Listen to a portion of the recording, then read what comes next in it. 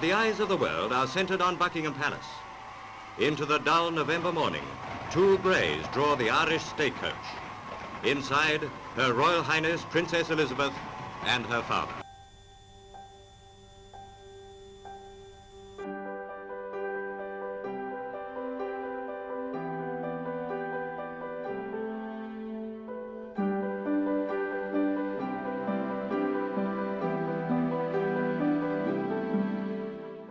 I, Philip. I, Philip. Take thee, Elizabeth Alexandra Mary. Take thee, Elizabeth Alexandra Mary. To my wedded wife. To my wedded wife.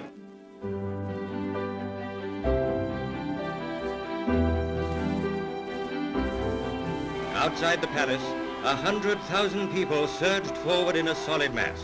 Again and again the people called for Elizabeth and Philip. Again and again they joyfully responded. Everyone gladly shared in the rejoicings, because the crown once again was serving to remind us of the common humanity which unites us all.